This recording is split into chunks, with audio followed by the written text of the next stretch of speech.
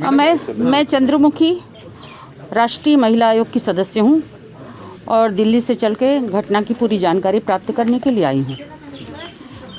अभी मैंने परिवार से भेंट की, परिवार से पूरी घटना की जानकारी ली।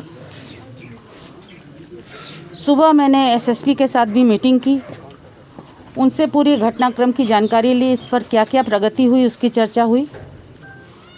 और अभी घटनास्थल जो है वहाँ का भी मैं विजिट करना चाहूँगी। जो भी घटित हुआ वो बहुत दुर्भाग्यपूर्ण है। सरकार बहुत सख्त है इन मामलों में, लेकिन इसके बावजूद ऐसी घटनाएं घटित हो जा रही हैं।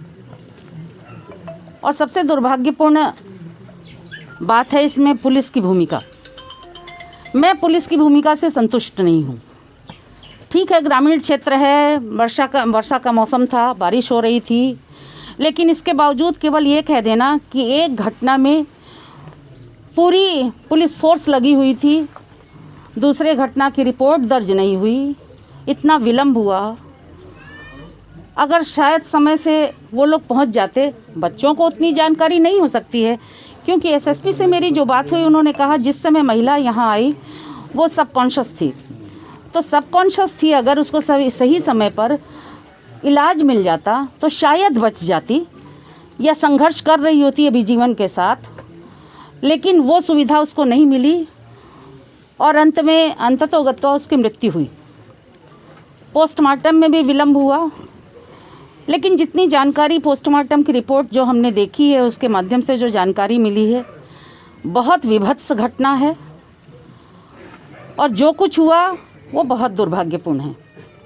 पूरा परिवार उस महिला के ऊपर आश्रित था और जो महिला पूरे परिवार और समाज का भरण पोषण कर रही थी, आंगनबाड़ी की सहायिका थी, समाज का कार्य कर रही थी, और उस महिला के साथ ऐसी घटना होती है तो इसके मतलब ये मानवता को शर्मसार करने वाली घटना है।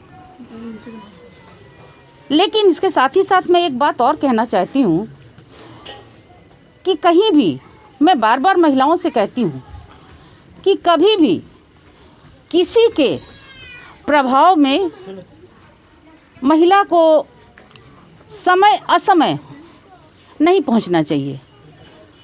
सोचती हूँ कि अगर संध्या के समय में वो महिला नहीं चली गई होती या परिवार का कोई बच्चा साथ में होता तो शायद ऐसी घटना नहीं घटती, लेकिन ये सुनियोजित था, क्योंकि उसको फ़ोन करके बुलाया गया, वो वहाँ गई, फिर वहाँ से ऐसी स्थिति में लौट के आई।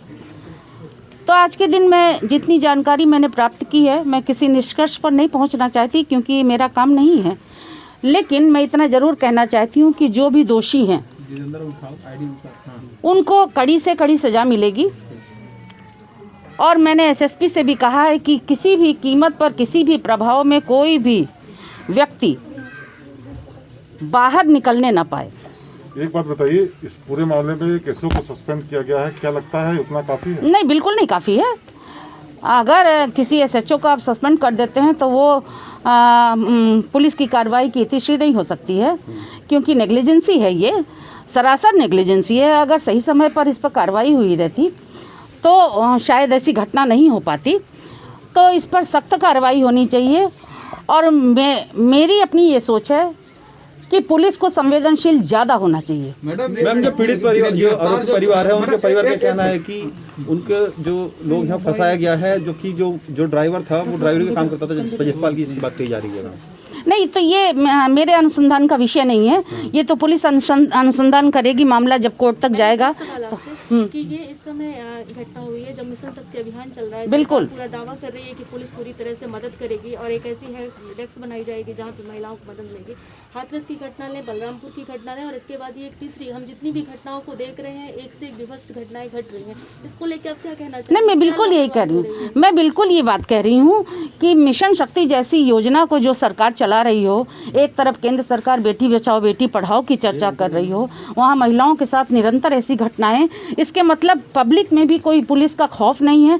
पुलिस का खौफ जब खत्म हो जाता है तब ऐसी घटनाएं होती हैं। तो पुलिस को अपना खौफ बनाए रखने के लिए अनावश्यक जो गलत जगहों पर लाठी भांजने की कोशिश होती है वो समाप्त करके जो ऐसे अपराधी हैं उन तक पहुंचना, उनको दंडित करवाना, ये अगर पुलिस सही समय से कर पाती है तो लोगों का पुलिस पर से भरोसा होगा।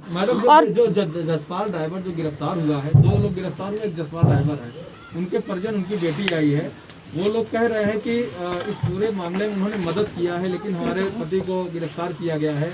इसमें क्या कहेंगी? क्या उनके भी फैमिली से मिलेंगे तो सुनेंगी? नहीं, मैं तो सबकी बात सुनूंगी, लेकिन देखिए ये मेरा काम नहीं है, पुलिस का काम है अनुसंधान करना, कौन दोषी है और कौन दोषी नहीं है, इसकी समीक्षा मैं नहीं कर सकती हूँ।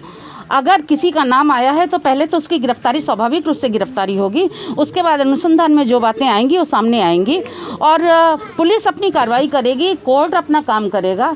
इसमें मैं हस्तक्षेप नहीं कर सकती क्योंकि मैं अनुसंधान करता नहीं हूँ। घटना कहाँ हुई है, कैसे हुई है, कौन लोग इसमें इन्वॉल्व थे, ये अनुसंधान करना पुलिस का कार्य है। आपकी रिपोर्ट भी तो मायने रखती होगी ना? बिल्कुल, मैंने जो अपना ऑब्जर्व किया है मैं वो रिपोर्ट दूंगी, क्योंकि पुलिस ने, अगर इन लोगों ने 3 लोगों का नाम लिया और पुलिस ने उनमें से 2 को गिरफ्तार किया है, तो अगर परिवार कह रहा है कि ये 3 व्यक्ति थे और 2 को गिरफ्तार किया है, तो मैं कैसे कह सकती हूँ कि वो गलत है या सही है? ये मैं नहीं कह सकती। मैम, पुलिस की शुरुआती जांच पर तमाम सवाल खड़े हुए हैं, एक को सस्पेंड भी किया गया, लेकिन अब की जांच से आप क्या लगता है कि जो जांच सही दिशा में जा रही है या अभी भी कुछ आउट ऑफ द ट्रैक है? नहीं, मुझको लग रहा है कि पुलिस अब अपनी कार्रवाई सही ढंग से कर रही है, क्योंकि आप भी जान रहे हैं कि इसमें मुख्यमंत्री जी इन्वॉल्व हो चुके हैं और उन्होंने सख्ती से निर्देश दिया है। जो मेरी भी बात हुई है पुलिस ने के लिए, उन्होंने सख्ती से निर्देश दिया और कहा है कि चाहे जिस स्तर का अपराधी हो वो पकड़ा जाएगा, कोई निर्दोष नहीं फंसेगा और अपराधी को छोड़ा नहीं जाएगा। मुख्यमंत्री इन्वॉल्व हुए